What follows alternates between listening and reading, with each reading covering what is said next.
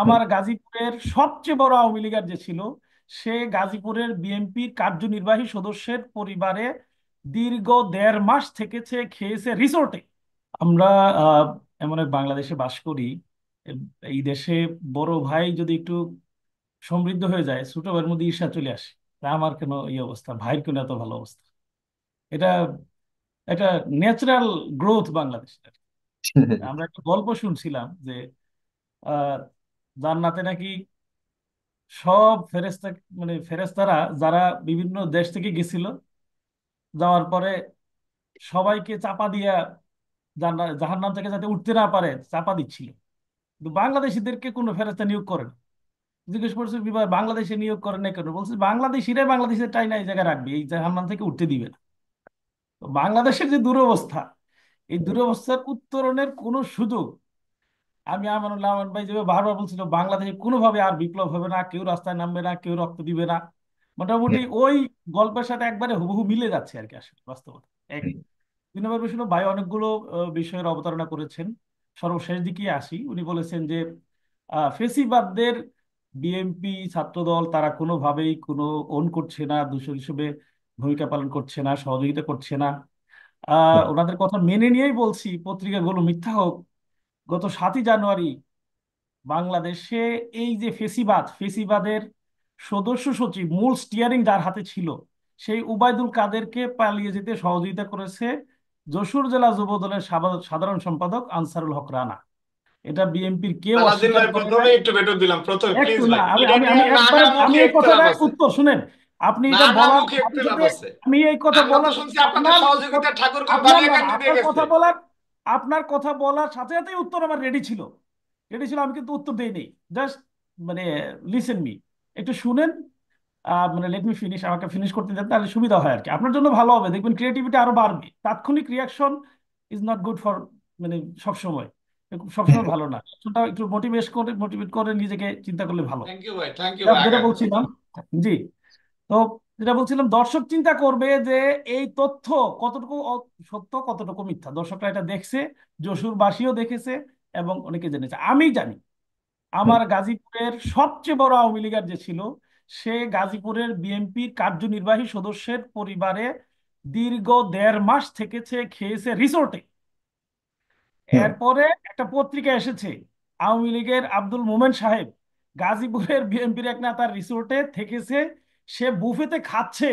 এই ছবি যখন তাদেরকে আমরা করেছি, আপনার সর্বোচ্চ নেতা তারেক রহমানের কাছে পাঠাইছি, এরপরে আব্দুল মোমেন সাহেব এখান থেকে উদয় হয়ে গেছে। এগুলো একবারে, কিন্তু যদি একই আপনি গাজীপুরে তো একই যদি গাজীপুরে আওয়ামী লীগের আরেক নেতাকে আপনারা আপনাদের মানে জেলে থানা নিয়ে গেছে আমি তাকে একটু মুক্তি। সাগর ভাই শেষ করি, হ্যাঁ শেষ না, করি। ওইটা একটু যেহেতু শেষ না করলে গাজীপুরের কথা ঝামেলা হয়ে বলেছেন, যাবে। এটাও শেষ পত্রিকাতে কথা আপনি এসেছে, বলেন মনে কেন? করিয়ে দিচ্ছি। আমি বলছি যে আহ, যেভাবে আমার উপর আমার হাত ভেঙে দিল, পা ভেঙে দিল, জিহ্বা কেটে নিল, এখন যদি বলেন যে এই সংসার আবার টিকবে, এটা আমার উপর কতটা জুলুম হবে একবার চিন্তা করে দেখা দরকার। আসলে একবারে হুম, অবান্তর, অবাস্তব, হুম, তথ্যবিহীন চিন্তা এগুলো। হুম, দ্বিতীয় যে বিষয়টি বলবো সেটা হলো, আপনি ছাত্র সংবাদের বিষয়ে বলেছেন।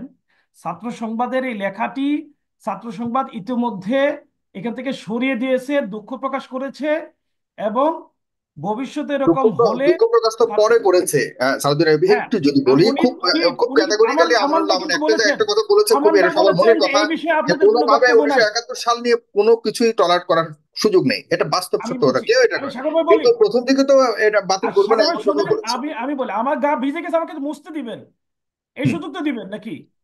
হুম, আমার ভাই বলেছে যে আপনাদের এই নিয়ে কোনো বক্তব্য শুনি নাই, কোথাও দেখি নাই। উনি নাই দেখতে পারে, কিন্তু আমি দেখাচ্ছি যে ছাত্র শিবির, ছাত্র সংবাদ সরাসরি এই লেখা প্রত্যাহার করেছে।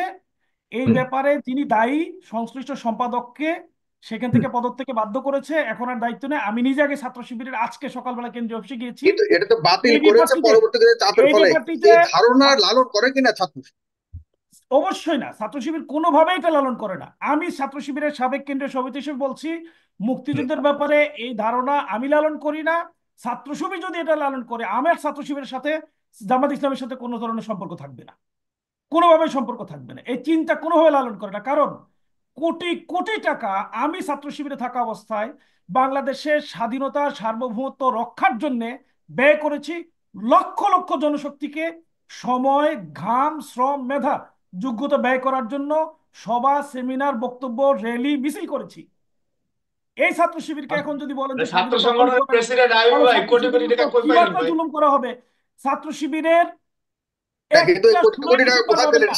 সেটা আমি সেটা একটু সোর্স বলি, জানতে চাইছি। একটা 16ই ডিসেম্বর পাবেন না, যে 16ই ডিসেম্বরে সালাউদ্দিন ছাত্র আইয়ুব শিবির ভাই, রাস্তায় নেমে স্বাধীনতা রক্ষার জন্য স্লোগান দেয়নি। এবং আইয়ুব একটা ভাই, স্লোগানের বিপরীতে একটা মিছিল পাবেন না যেখান থেকে ছাত্র শিবিরের কাউকে গ্রেফতার করা হয়েছে। শুধু আইয়ুব গ্রেফতার ভাই, করা হয়নি, গ্রেফতার করে ওই রাস্তায় গুলি করে শহীদ করা হয়েছে। এরপরেও পরবর্তী বছর আবার 26শে মার্চে আবার স্বাধীনতা রক্ষার জন্য নেমেছে।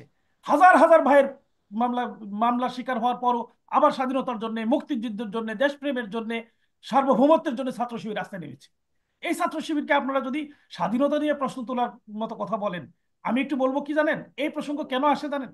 এই প্রসঙ্গ নিশ্চয়ই এই মুহূর্তে ছাত্র শিবিরকে দায় নিতে হবে, এটাকে আমি অস্বীকার করব না। ছাত্র শিবির এই মুহূর্তে, আমি আজকে ছাত্র শিবিরের কেন্দ্রীয় সভাপতি, সেক্রেটারি জেনারেল, ছাত্র শিবিরের সদ্য বিদায়ী, ছাত্র সংবাদের যিনি সম্পাদক ছিলেন, তাদের সবাইকে খুব শক্ত করে বলে আসছি, যিনি এটার সাথে দায়ী তাকে দুঃখ প্রকাশ না শুধু, তাকে চাকরিচ্যুত করতে হবে, এবং চাকরিচ্যুত করা হয়েছে।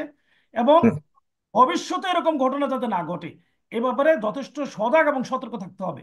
এই মেসেজ যাতে অন্য কোথাও না থাকে সেটা সালাউদ্দিন প্রত্যাহার আইয়ুব করতে ভাই, হবে। আলহামদুলিল্লাহ তারা এটা কার্যকর করেছে আমি একটু এবং একটু একটা একটা আশা প্রশ্ন করি ভাই প্লিজ। ভবিষ্যতে এই বিষয়গুলোতে যথেষ্ট মানে সজাগ থাকবে। এই বিষয়ে রিলেভেন্ট প্রশ্ন একটা তোলার রিলেভেন্ট মতো কোশ্চেন একটা একটা রিলেভেন্ট কোশ্চেন একটা নিতে বিষয়ে, পারি?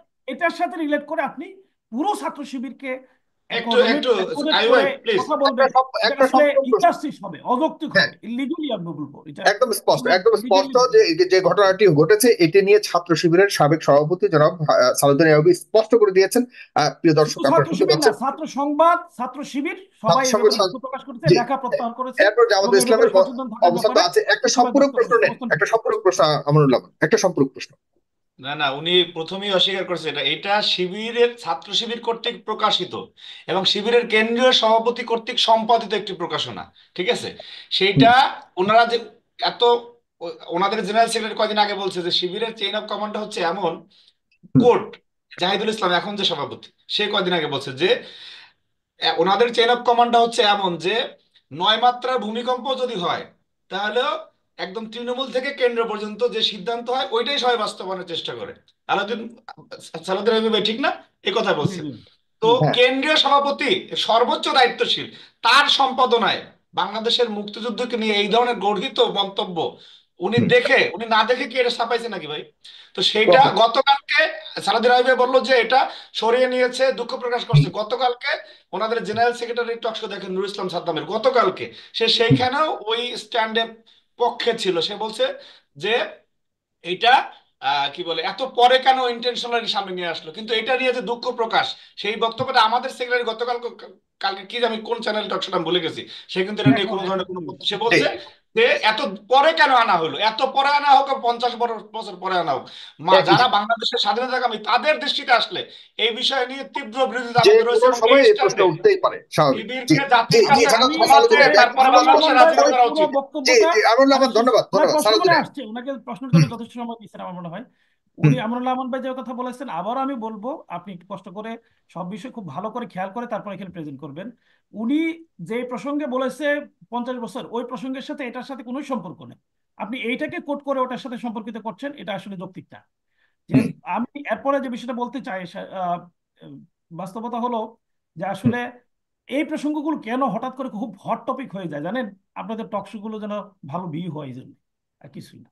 টপিক, হট না টপিক না, এই আমরা যে তো যখন হয়, আহ, এই আহ, হট এই টপিক যে যখন হয় দেখবেন আজকে, ওই যে ভিউ ব্যবসা ভাই, শুনুন শুনুন, গতকালকে, তাহলে এই গত যে দু ভিউ তিন দিন ব্যবসায়ীরা যাবত কথা বলতেছে। সব টেলিভিশনে, সব জায়গায়, সব টকশোতে ছাত্র শিবিরের ছাত্র সংবাদ, আমি সাগর বাড়ি বলি, ছাত্র সংবাদের নামটা এর আগে কোনোদিন আপনি শুনেছেন? না, এটা ঠিক, কখনো শুনিনি। কোনোদিন এটা যে শুনেছেন? এরকম ম্যাগাজিন আছে অথচ এটাও জানতাম ছাত্র না। শিবির বাংলাদেশের মুক্তিযুদ্ধের পর থেকেই প্রকাশিত না, হচ্ছে। কিন্তু কিন্তু প্রশ্নটা ছাত্র শিবির, প্রশ্নটা কিন্তু রয়ে আমি যাচ্ছে। একটু বলি, সালাউদ্দিন এটা আইয়ুবী কথা আমি সালাউদ্দিন একটু আইয়ুবী শেষ করি, ওইটা না হোক, কিন্তু আমি এরকম একটা আমি একটু লাইন বলি লিখেছে, এরকম সাগর একটা ভাই, এরকম আমি ধারণা একটু পোষণ বলি, করে, লালন করে, এটা নাম না জানুক কোনোভাবেই না, মানুষ, লালন করে, যে কোনোভাবেই না, এটা আমি তো তো এটা স্পষ্ট বললাম। প্রমাণিত। কারণ এটা যদি এটার সাথে সত্যি হয়ে এটা থাকে, আপনি আমরুল আহমদ বারবার যেটা আওয়াজ বলেছে যে আওয়াইতে পারবেন। ছাত্র শিবিরের সভাপতির সম্পাদিত, কিভাবে আমি আপনি সাগর অস্বীকার ভাই করবেন? বলছি, আমি বলি ছাত্র শিবিরের সব সম্পাদিত, সবই ঠিক আছে। ছাত্র শিবিরের সভাপতি সম্পাদিত না, উনি বারবার ভুল করছেন। উনি হুম, সভাপতি মণ্ডলীর একজন, সম্পাদনার জন্য নির্দিষ্ট দায়িত্ব থাকে, তার নাম সেখানে দেওয়া থাকে। হুম, যিনি সম্পাদনা থাকেন তার নির্দিষ্ট সম্পাদকের দায়িত্ব নাম সেখানে দেওয়া থাকে, হুম, নির্ধারিত। এটা প্রতি বছরই চেঞ্জ হয়, মাঝে মধ্যে ব্যক্তি পরিবর্তনে দায়িত্ব পরিবর্তন হয়। ছাত্র হুম, শিবিরের সভাপতি প্রত্যেকটা এখানে খুঁটিয়ে খুঁটিয়ে পড়ার সুযোগ পান না। আমি সুযোগ পেয়েছেন, দেখেছেন, স্বীকার হুম, করেই তিনি দুঃখ প্রকাশ করেছেন।